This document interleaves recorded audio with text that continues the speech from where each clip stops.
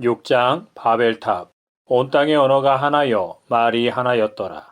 이에 그들이 동방으로 옮기다가 신할 평지를 만나 거기 거류하며 서로 말하되, 자 벽돌을 만들어 견고히 굽자 하고, 이에 벽돌로 돌을 대신하며 역청으로 진흙을 대신하고, 또 말하되, 자 성읍과 탑을 건설하여 그 탑 꼭대기를 하늘에 닿게 하여 우리 이름을 내고 온 지면에 흩어짐을 면하자 하였더니, 여호와께서 사람들이 건설하는 그 성읍과 탑을 보려고 내려오셨더라. 여호와께서 이르시되, 이 무리가 한 족속이요 언어도 하나이므로 이같이 시작하였으니 이후로는 그 하고자 하는 일을 막을 수 없으리로다. 자 우리가 내려가서 거기서 그들의 언어를 혼잡하게 하여 그들이 서로 알아듣지 못하게 하자 하시고, 여호와께서 거기서 그들을 온 지면에 흩으셨으므로 그들이 그 도시를 건설하기를 그쳤더라.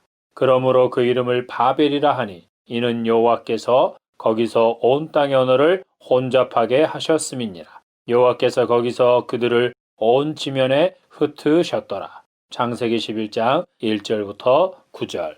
모든 사람은 죄성을 가지고 태어나기에 하나님의 특별한 은혜가 없다면 이기적일 수밖에 없다.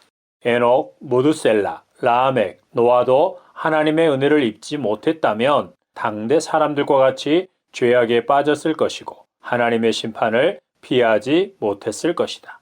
그래서 의롭게 산 사람이 하나님의 심판을 면하는 것이 아니라 하나님의 은혜를 입은 자가 하나님의 심판을 면하는 것이다. 더 나아가 하나님의 뜻을 이루는 통로가 되는 것이다. 하나님의 은혜를 입지 못한 자, 그래서 죄성을 그대로 가지고 있고 그의 본성대로 사는 사람들은 개인주의를 넘어서 자기만을 생각하고 자기의 유익만을 추구하는 이기주의자가 된다. 신적인 존재마저도 자기를 위해 존재해야 하는 것으로 여기며 자기를 위해 줄 때만 신으로 인정하고 존중하는 척 한다. 아니, 그에게는 초월적이고 절대적인 신이 존재하지 않는다. 그는 자기 중심적인 신을 만들어낸다. 그에게 신적인 존재는 시녀일 뿐이며 유일한 신인 자기 자신을 위해 존재하는 하수인이다. 그런데 아이러니하게도 그는 그 하수인에게서 위안을 찾고자 한다.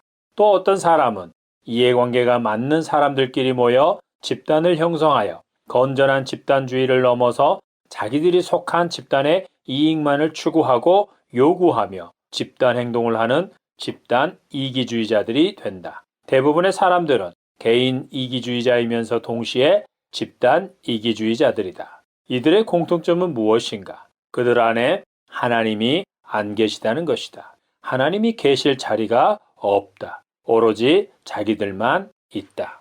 그들의 생각과 마음, 삶의 어느 한 구석에도 하나님이 계실 자리가 없다. 그들은 하나님을 기억하지도 않고 생각하지도 않으며 하나님을 전혀 의식하지 않는다. 그들의 삶은 온통 자기들만을 위한 삶이고 자기들의 명예와 영광만을 위해 살아간다. 이렇게 살아온 그들이 어느 날 한 곳에 모이게 되었다. 그곳은 동방의 신할 평지였다. 그들은 같은 언어를 사용했고 말이 같았다. 이것은 단지 언어와 말이 같았다는 것만을 의미하지 않는다. 언어와 말 속에는 이것을 사용하는 사람들의 사상과 이념, 사고방식, 가치관, 세계관 등이 담겨 있다. 그러므로 언어가 같고 같은 말을 사용했다는 것은 그들의 생각과 사고방식, 그들이 추구하는 바가 동일했다는 것이다. 흔한 말로 그들은 말이 통했다. 이해관계가 같았고 서로 소통이 되었다. 그래서 그들이 신할 평지에 모였을 때 그들은 의기투합할 수 있었다. 그들은 신할 평지에 이르기 전부터 이미 같은 생각과 같은 목적을 가지고 함께 이동하고 있었다. 그리고 가장 적당한 곳인 신할 평지를 발견한 것이다. 그리고 마침내 오랫동안 꿈꿔왔던 큰 역사를 시작한다.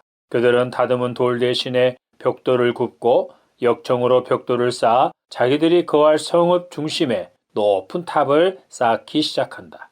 모두가 신이 났다. 혼자였을 때는 꿈만 꾸었고 시도조차 할 수 없었는데 말이 통하는 사람들, 같은 꿈을 꾸고 있는 사람들, 같은 목적을 가진 사람들을 만나 의기투합하여 그 일을 시작하게 되었으니 얼마나 기쁘고 신이 났겠는가. 그들이 같은 꿈을 꾸었고 서로 말이 통했다는 것은 무엇인가? 또 말하되 자 성읍과 탑을 건설하여 그 탑 꼭대기를 하늘에 닿게 하여 우리 이름을 내고 온 지면에 흩어짐을 면하자 하였더니. 창세기 11장 4절. 우리 이름을 내고, 그들은 자기 이름을 남기는 것이 평생의 소원이었다. 그 소원을 가진 자들이 모여서 이제 우리의 이름을 내자라고 말하고 있는 것이다. 그들은 자기 이름, 자기의 영광, 자기의 명성을 떨치기 위해 같은 목적을 가진 자들과 연합을 이루었다. 그러나 이것은 시멘트 없이 모래알들을 모아서 섞어 놓은 것과 같다. 그들은 지금 우리 이름이라고 말하며 탑을 쌓고 있지만 탑이 완성되는 날에 그곳에 서로 자기의 이름을 새기려고 난리를 칠 것이기 때문이다. 그날, 즉 탑이 완성되는 날에는 가장 강한 자, 가장 큰 영향력을 행사하는 자의 이름만 그곳에 새겨질 것이다. 이것이 죄의 본성이다. 자기 외에는 어떤 사람도, 심지어 신의 존재조차도 허락하지 않는 죄의 본성을 의미한다. 그들이 신할 평지에서 흩어지지 않고 모여 사는 것이 생육하고 번성하여 땅에 충만하라는 하나님의 뜻을 거역한 것은 아니다. 이것 때문에 하나님께서 그들을 흩으신 것이 아니다. 노아 홍수 이전 사람들은 생육하고 번성하며 땅에 충만했다. 그런데 그들이 왜 하나님의 심판으로 멸절을 당했는가? 하나님을 잊어버리고 생각하는 것과 행하는 것이 모두 악한 것이어서 죄악이 세상에 가득했기 때문이다. 신할 땅에 모여 산 그들이 흩어져서 땅에 충만하는 뜻을 거역했다는 것은 문제가 아니다.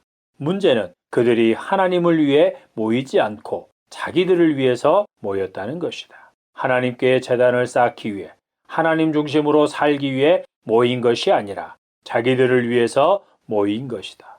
좀 더 정확하게 말하자면 오직 자기 자신을 위해 우리라는 이름으로 서로 모인 것이 문제라는 것이다.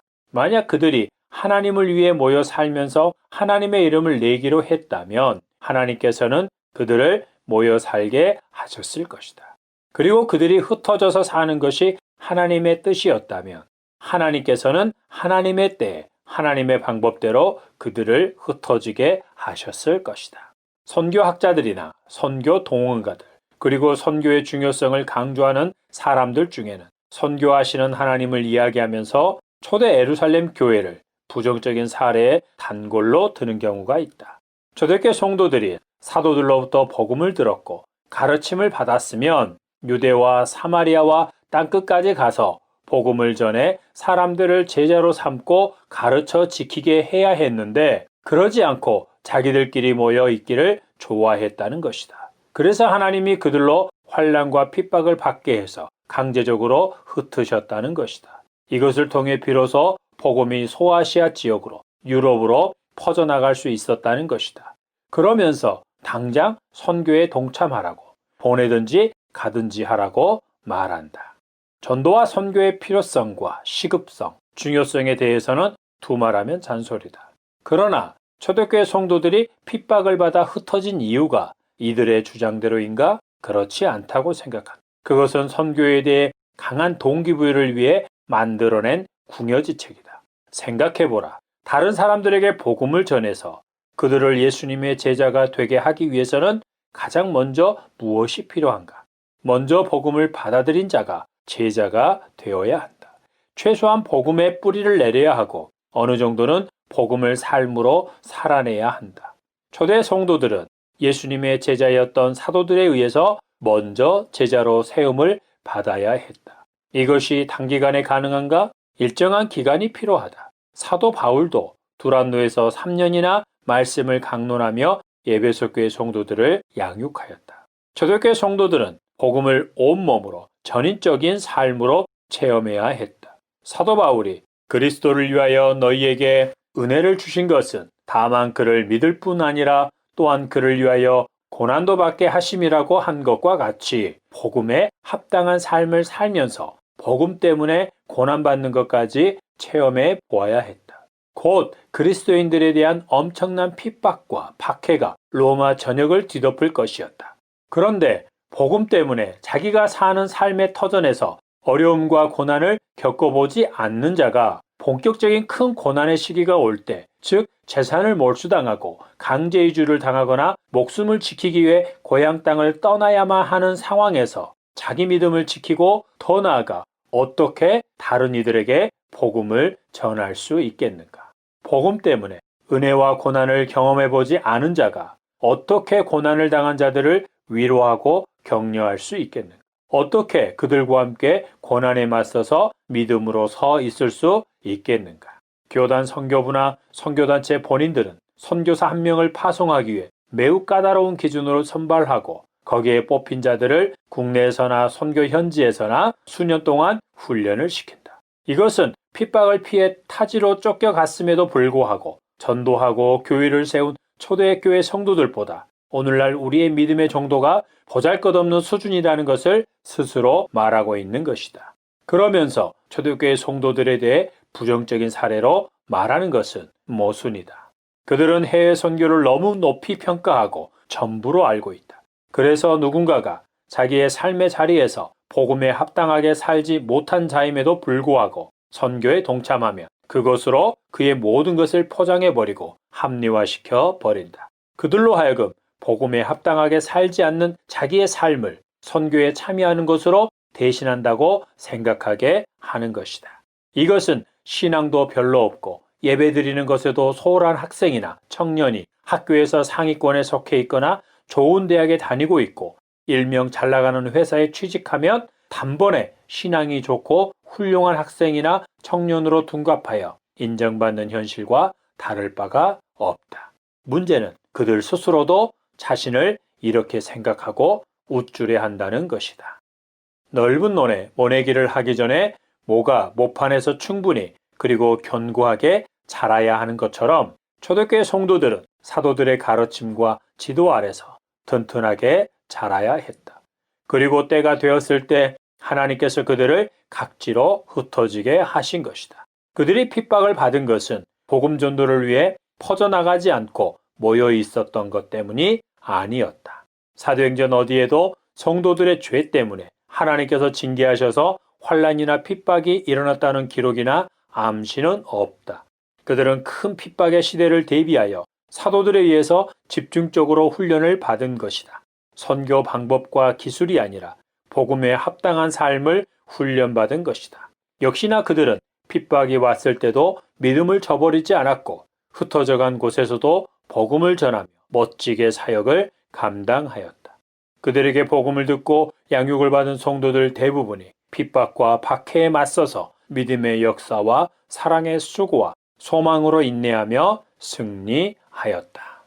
하나님께서 사람들이 의기투합하여 성읍과 탑을 쌓는 곳을 보시려고 내려오셨다. 그리고 그들의 역사가 하나님을 위한 것이 아님을 아셨다. 또 그 역사가 가능했던 이유를 아셨다. 여호와께서 이르시되 이 무리가 한 족속이요 언어도 하나이므로 이같이 시작하였으니 이후로는 그 하고자 하는 일을 막을 수 없으리로다. 창세기 11장 6절. 그리고 나서 이렇게 말씀하신다. 자, 우리가 내려가서 거기서 그들의 언어를 혼잡하게 하여 그들이 서로 알아듣지 못하게 하자. 창세기 11장 7절. 이것은 그들로 하여금 서로 다른 언어를 쓰게 하심으로 서로의 말을 알아듣지 못하게 하신 것이고 이때부터 각 나라의 언어가 생겼다고 말할 수 있다. 그러나 다른 측면으로는 그들 모두가 자기의 이름을 내고자 하는 뜻을 우리라는 말 뒤에 숨기면서 서로 열심히 탑을 쌓고 있었는데 하나님께서 그들의 악한 의도를 드러내셨다는 뜻이기도 하다. 서로가 서로의 꿍꿍이를 알아채게 하셨다는 것이다. 우리 주변에 이런 경우들이 종종 있지 않은가? 처음에는 뜻이 같은 것 같고 말도 통하는 것 같아 뭉쳤으나 함께 일을 진행해 갈수록 서로의 꿍꿍이가 드러나 결국 갈라서는 경우 말이다. 심지어 교회 안에서조차도 그러한 일이 일어나고 있다. 이제 그들은 더 이상 말이 통하지 않았다. 오히려 배신감만 남았다. 그들은 서로에게 씩씩거리며 끼리끼리 모여 각자의 갈 길을 가게 된다. 바벨탑 사건의 결말을 보면 하나님께서 그들에게 엄청난 은혜를 베푸신 것을 알 수 있다. 홍수가 거친 후 노아에게 무지개를 보여주시며 하셨던 약속, 곧 보존의 언약 때문에 하나님께서는 그들을 멸하지 않고 흩어지게만 하신 것이다. 하나님 중심으로 모여서 하나님을 위하지 않고 자기들의 이름을 내기 위해 모인 자들의 결말은 이와 같다. 하나님의 이름을 위해 모인 것이 아니라 자기들을 위해 모여 하나님께 반하는 역사를 행하는 자들, 곧 자기들의 이름과 의와 명성을 위해 모인 자들을 하나님께서는 흩어버리신다. 이를 통해 그 가운데서 하나님의 택한 자들을 따로 불러 세우신다. 창세기 11장 10절 이하의 셈족을 통해 구속의 역사를 이어가신 것처럼 말이다. 이것은 교회와 가정 그리고 기독교 단체 등도 예외가 아니다. 하나님을 위해서가 아니라 자기들의 명성과 이익과 영광을 추구하는 모임을 하나님께서는 반드시 흩으실 것이다. 이것은 사단이 그들을 무너뜨리는 것이 아니라 하나님께서 사단에게 그들을 내어주시는 것이다. 그 가운데 하나님께서 택하신 하나님의 백성들을 따로 구별하시기 위해 그렇게 하실 것이다. 하나님께서 사랑하시고 아끼시는 자들이 자기들의 명성, 이익, 부, 영광을 추구하는 자들의 배를 불리는 일이 아니라 진정 하나님의 영광을 위하여 살도록 하기 위해서 그렇게 하실 것이다. 이것은 하나님께서 그들 즉 교회, 가정, 기독교 단체들에게 은혜를 베푸시는 것이다. 다만 구원이라도 받게 하고 더 이상 매를 벌지 않도록 하시기 위한 은혜다. 우리가 교회로 모이게 된 이유가 무엇인가? 성령으로 말미암아 예수 그리스도 안에서 우리의 언어와 말이 같아졌기 때문이다. 성령으로 말미암아 새 사람이 되어서 우리의 생각과 마음, 사고방식, 가치관과 세계관이 같아졌기 때문이다. 우리는 성령 안에서 하나님이 거하실 초소가 되기 위하여 그리스도 예수 안에서 함께 지어져가는 자들로 모이게 되었다. 이제 우리에게는 한 하나님, 곧 아버지가 계시고 한 주이신 예수 그리스도가 계시며 우리는 하나님 아버지와 예수 그리스도로 말미암은 자들이고 하나님 아버지를 위해 존재하는 자들이다. 우리는 예수 그리스도 안에서 하나님의 이름을 빛내기 위해 모였으며 하나님의 이름 안에 곧 하나님의 주권과 권위 아래 모인 것이다. 우리는 하나님을 영광스럽게 하기 위해 모인 것이다. 아멘. 그러므로 우리의 모든 모임들은 하나님의 이름과 명성을 위한 것이어야 한다. 예배로 모이든 봉사나 친교를 위해 모이든 전도와 선교를 위해 모이든 가정에서 모이든 늘 하나님의 이름 곧 하나님의 주권과 권위 아래에서 모이고 하나님의 이름을 위해 모여야 한다. 그러나 예배와 전도와 선교조차도 자기들이나 단체의 의와 명성과 부를 쌓기 위해 하는 자들이 있다. 우리는 사람들이 높은 탑을 쌓고 거기에 자기들의 이름을 새기고자 한 것과는 반대로 하나님의 부르심을 따라 우리의 분량만큼 주어진 사명을 잘 감당하여 그 열매 탑 위에 하나님께 감사와 영광을 이라는 말을 새겨야 한다. 온 땅에 흩어져서 자기의 이름을 남기기 위해 살던 자들이 예수님의 죽으심과 부활 이후 오순절의 성령님의 오심으로 다시 언어와 말이 같아졌다. 예수 그리스도 안에서 성령의 충만함을 입은 자들의 언어와 말이 같아진 것이다. 이것은 단순히 방언을 말하고 같은 신앙의 말을 하는 차원을 뛰어넘는다. 거듭난 자들로서 성령으로 말미암아 예수 그리스도 안에서 하나님 중심의 세계관과 가치관, 하나님 중심의 생각과 마음으로 같은 목적을 가지고 살아가는 자들이 된 것이다. 그러므로 우리가 믿음으로 예수 그리스도께서 항상 우리 안에 주님으로 계시게 하고 성령으로 충만하게 되면 우리가 하는 모든 것은 하나님의 이름을 내고 하나님의 명성을 드높여 영광스럽게 하는 것이 된다. 우리 중에 누구든지 자기를 위하여 사는 자가 없고 자기를 위하여 죽는 자도 없도다. 우리가 살아도 주를 위하여 살고 죽어도 주를 위하여 죽나니 그러므로 사나 죽으나 우리가 주의 것이로다. 로마서 14장 7절 8절. 노아 홍수 이후 사람들이 생육하고 번성했으나 그들이 신 아래 모여 자기들의 이름을 내기 위해 성읍을 쌓고 탑을 쌓았다. 하나님께서 그들을 온 지면에 흩으시고 난 후 그들과 달리 하나님의 이름을 낼 자, 하나님을 위하는 백성을 세우시고자 하셨다.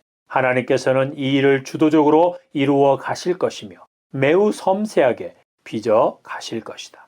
하나님의 열심히 이 일을 이루실 것이다. 이 일을 위해 하나님께서는 갈대아 우르에 있는 아브라함을 선택하여 부르신다.